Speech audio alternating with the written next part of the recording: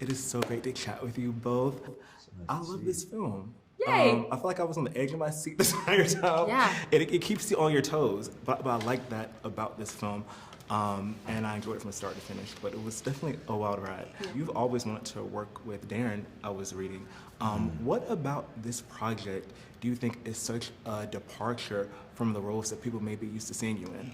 Well, I would say some of the things I've been doing recently were very character-driven, you know, as far as physically very different and vocally, and so this was, in a way, it was kind of stripping back a lot, you know, which, yeah, I would say that might be different right now. And Zoe, for you, I love the character of Yvonne because I feel like she's not just a love interest.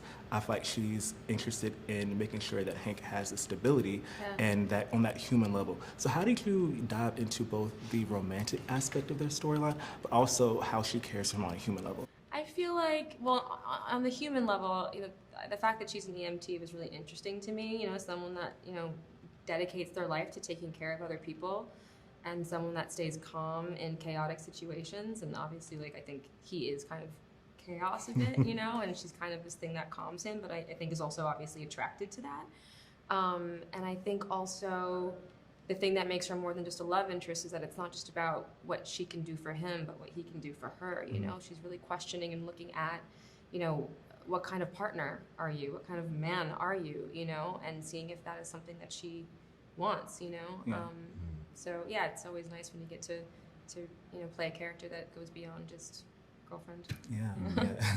I love the idea of like a displacement in this film. I was talking to Regina about how, you know, her character talks about how gentrification in New York kind of impacted the way Roman viewed. Like there's a scene, I think it's in when she's eating the cookie, where she's talking about Alphabet City and how she was from there. And I'm thinking like today, like you don't associate Black people living in Alphabet City. Like, it's totally different. No, it's true. I want to know it's when you were diving into Hank, the fact that he's from somewhere totally different from New York, how that kind of impacts the way that he moves throughout the city within this film.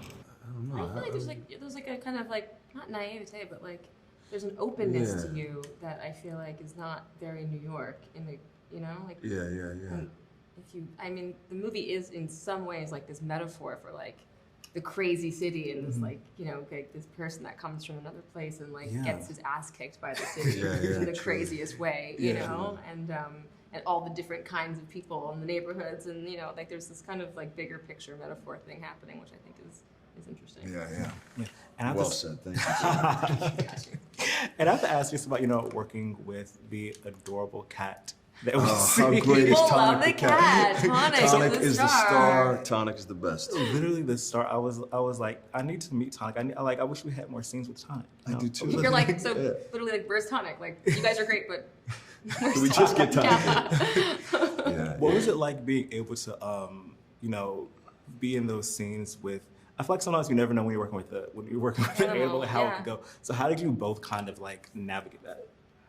I mean, to be honest, it is so wonderful being with a cat that is that smart and amazing, because it's so present, and so it's and really well trained. So well trained, and so it pulls you into the present, and it also, you know, by the time we get the cat to set, everybody's dialed in. You dial everything in, and then you know you have a few takes, and so it heightens everything, and then you never quite know what's gonna happen. So he's an amazing scene partner. Yeah, that's true. Yeah, right? Yeah. Amazing. Well, thank you both so much for chatting with me. I can't wait to see this film again, and I hope you enjoy the rest of your day. Thank you. And for the both of you, you play these two very specific characters that I think we would see in 90s New York. You know, this punk rock guy, and then you're playing this, you know, Black detective who is, you know, doing this job amid this looming threat of gentrification. So how do you both tap into these very, very specific elements of these characters that you would probably only know if you were like in New York during that time? Oh, you know what? I'm glad that you brought that up about the gentrification, because I did not think about this until you just said it. I got the opportunity to work with a real detective that she actually was active at the same time that this film takes place in. And one of the things that she talked to me about is that when because she's from Harlem, but she policed in the same area where we're in. And one thing that you have to do is you have to learn the area that you're policing in. Yeah. Like you can't, you have to know it. Like you have to know who lives in that area, what street you're on, where you are exactly. And I just find that very interesting because New York is, you can just go 15 blocks north or south and the whole neighborhood changes immensely. And so I thought that was fascinating, that to be policing in an area that you're not policing people that look like you, but you are a person of authority. And I just felt that was interesting. And I think knowing that, and it wasn't until this moment that you just mentioned it just now, that knowing that definitely informed, my stature and how I carried myself. Well, what's interesting for me, because, I live in Harlem, but I lived in New York for like 5 years. And when she was talking about Alphabet City, I'm like, in growing up, I'm like, you don't hear black people Alphabet City nowadays. Yeah. So it's interesting that someone who is from the area and seeing it change would have this perspective. Yeah. Yeah, and your punk rock, Russ. Yeah, well, I think New York it feels like quite a punky city because it's got such sort of attitude, generally speaking, So I think for a punk rocker like Russ, New York in a way is a sort of like there's a homeliness to it because anything goes. Do you know what I mean? And he's the sort of character. I think he escaped England and he came here, and he was just embraced and sort of fell in love with it and fell in love with the rhythm and the strangeness and the sort of diversity of it in many ways. Yeah. And, it allows for sort of extreme personalities, New York, I think. Absolutely. And Regina, I wish I could talk about this more, but I don't want to get into spoilers or anything, but I do love the scenes that you share with Bad Bunny. I think that these two characters have such an interesting dynamic that kind of catches the audience off guard a little bit. But also, what was it like working with him on one of his, prominent film and TV roles recently? It was just a joy to watch him commit the way he did. And, he wanted to be his best, and he wanted to make sure that he was saying words clearly, because especially when you're speaking a language that's not your native tongue, some words get tricky. And in the English language, we break our rules all the time, In different dialects. Yes, exactly. And so it's hard enough doing it in English. Right, let alone Yeah. speaking Spanish and then doing it. So he was just so committed, and it's also great just kind of like swapping stories. You're getting to know each other. That's one of the things that I really love about being in a film. It's so galvanizing, and you're meeting new people from totally different places. Even though we didn't really get the opportunity to have scenes together, every time we would see each other, it seemed like we found out we both love dogs. We found out we both were missing our dogs. Yeah, we found out we like tea. Yeah. So it's those little things that I really appreciated, that he was open to share himself and his experience, and that he was nervous, and that he just wanted it to be good, and he killed it. Yes. Yeah.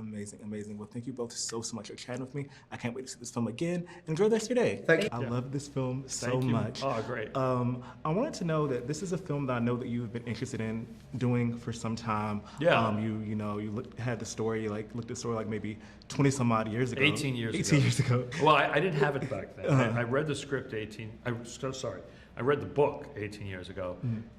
And I just remember having a great time reading it. I felt so immediate because it was like there were fight scenes down the block from me, and there were chase scenes through the alleys that I knew, and I was like, oh, that's fun. And the twists and turns were super cool. So I felt it could be like a real kind of seminal New York movie, and that was exciting. But then I didn't get the rights, and Charlie went off and did his own Hollywood shuffle. And then about 3 years ago, he reached out to me saying that, hey, that one of my big regrets is that it never happened for us.